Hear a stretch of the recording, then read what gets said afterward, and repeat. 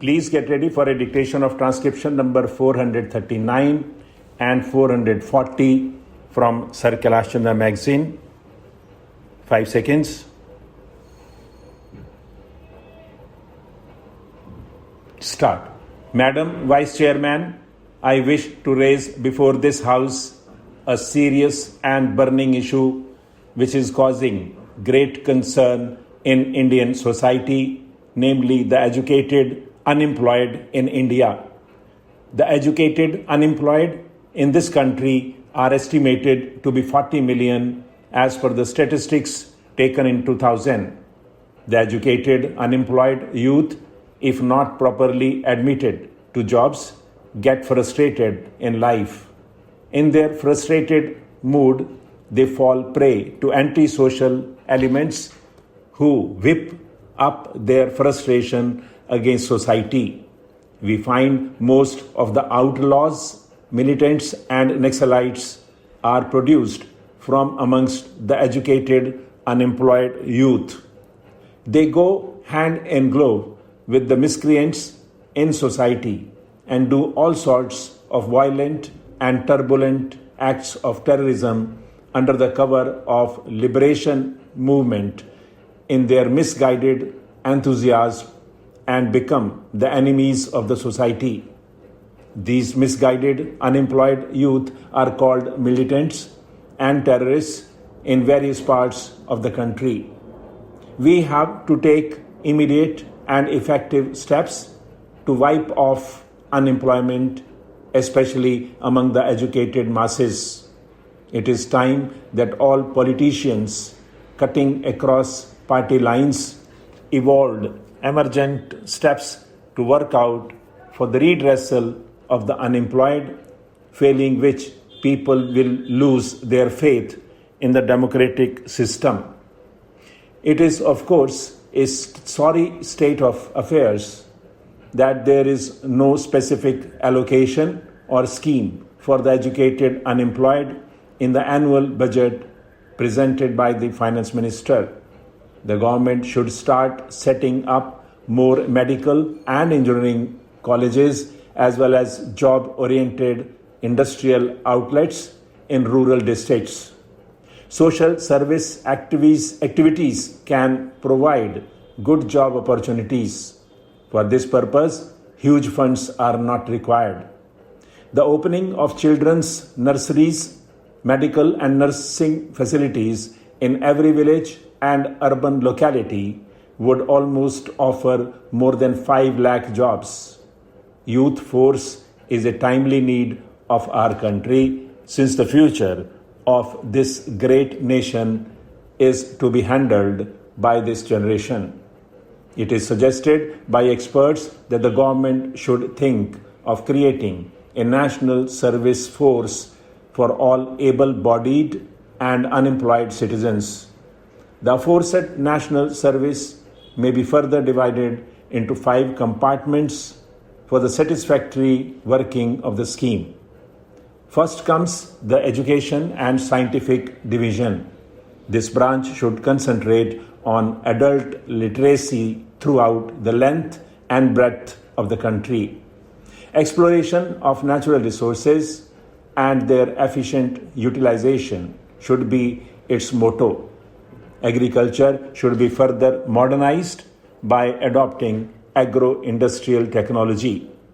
There should be development of renewable resources. Propagate scientific attitudes for public and personal hygiene and educate the public about civic responsibility through adult and mass education. Engineering and construction division has to look after the maintenance and repairs of canals, dams, public schools, hospitals, digging of tube wells, and construction of solar and biogas plants and all public works wherever required. This category of persons should attend to conservation of soil erosion, maintenance of environment, reclamation of fallow and infertile lands, and afforestation as well. The next division is civil administration. This should act as an ancillary force to the police to supervise city traffic and keep an eye on antisocial elements.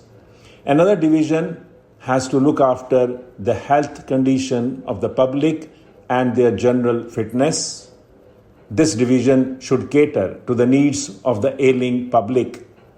There should be one cultural division which will rouse the artistic approach of the public and impart further knowledge under this scheme. Rural areas should be visited by them once or twice in a calendar year.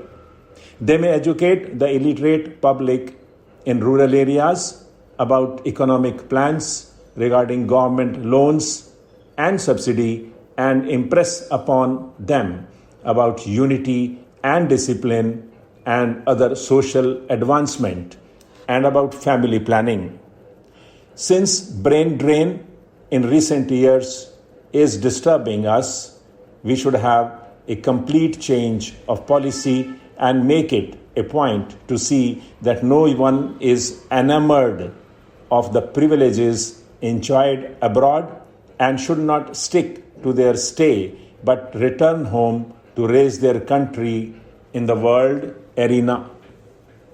Right to work should be a constitutional guarantee, and in that event, the aggrieved individual can move the appropriate court to seek relief.